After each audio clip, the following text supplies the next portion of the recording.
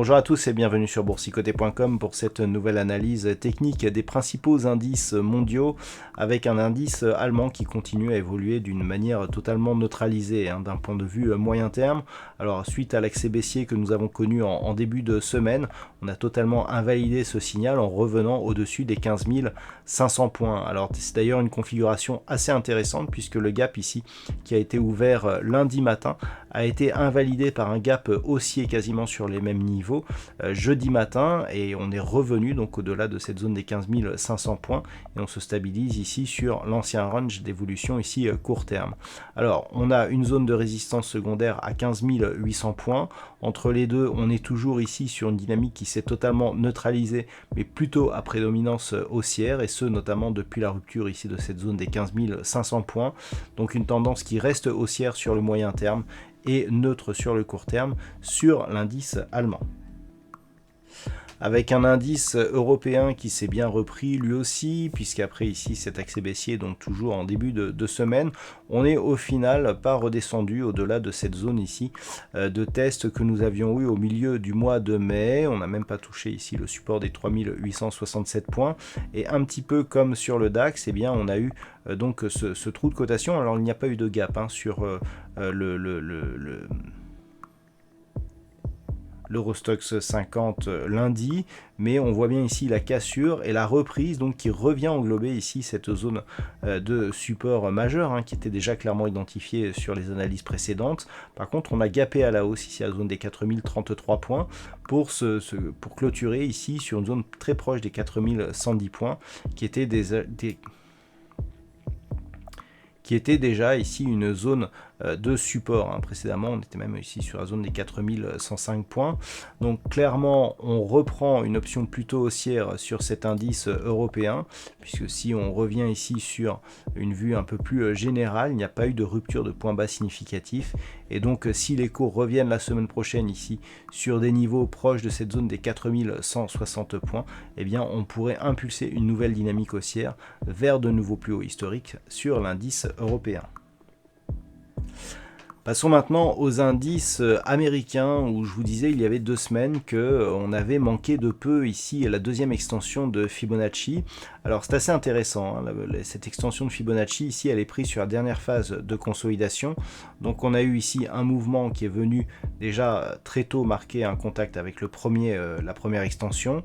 On a tout de suite trouvé ici cette extension comme zone de support. On a eu ici une configuration en étoile du matin qui est presque venu donc valider le contact. Phase de consolidation aussi où on voit que l'ancienne zone de résistance a totalement agi ici comme zone de support. C'est quasi au point près sur cette phase, donc suite à l'ouverture d'un gap baissier.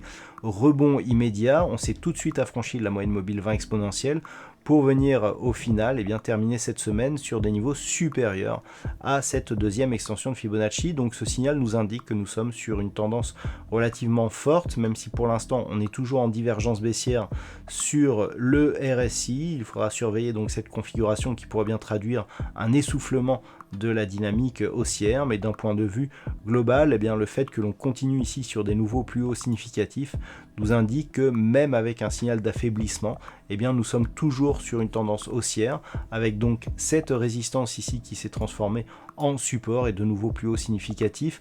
On attend donc une poursuite du mouvement sur le S&P 500. Et puis sur le Nasdaq, nous avons une configuration assez similaire, puisqu'après la hausse qui avait permis une rupture ici de la zone des 14 050 points, précédente zone de résistance ici majeure, on est venu ici marquer de nouveaux plus hauts historiques. On avait du mal ici à franchir la zone des 15 000 points, et donc on avait connu ici une consolidation avec là aussi un gap baissier dès les débuts de cette semaine. Et regardez ici cette recovery, on revient ici au contact de la bande de Bollinger supérieure avec de nouveaux plus hauts significatifs au-delà des 15 000 points, et donc on valide la poursuite du mouvement haussier avec très peu ici de consolidation vers de nouveaux plus hauts historiques sur l'indice des technos américaines. Là aussi nous avons une légère divergence sur le RSI qui est en train de se créer. Il faudra observer suite à la validation d'un prochain point haut historique de retournement que cette divergence soit toujours en place ou pas. Nous avons malgré tout un petit signal d'affaiblissement à moyen long terme qui est en train de de se développer sur cet indice des technos. Donc à surveiller prochainement, tant que les cours désormais évoluent ici au-delà de cette zone de support des 14 450 points. On reste dans une dynamique haussière sur le Nasdaq et sur le reste des indices américains. Et puis sur le Nikkei, eh bien, nous avons une configuration à laquelle il manque ici une bougie de retour pour suivre un petit peu ce qui s'est passé aujourd'hui. On a ici une zone de support qui est en train de se développer, qui va nous permettre de repositionner ici cette zone horizontale qui est désormais beaucoup moins significative.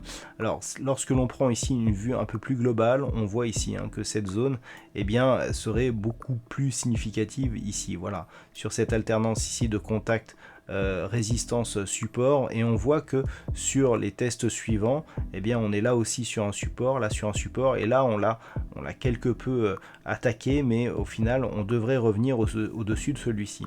Donc ce support il se situe sur un niveau proche des 27 600 points. Globalement on peut constater que nous sommes toujours ici dans une phase de consolidation moyen-long terme qui suit une très forte hausse de l'indice japonais. Je rappelle que en quelques mois on est passé ici du point bas que nous avions lors du plus bas Covid à 16 500 points, sur des plus hauts ici qui dépassaient les 30 000 points, donc on a presque doublé.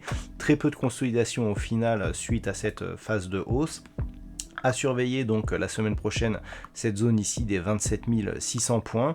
Si les cours, si cette zone provoque ici une impulsion, ce n'est que sur rupture ici de cette résistance oblique que l'on sortirait de ce mouvement de consolidation. Donc c'est à surveiller dans les jours prochains, mais une dynamique ici qui résiste plutôt bien sur l'indice japonais actuellement.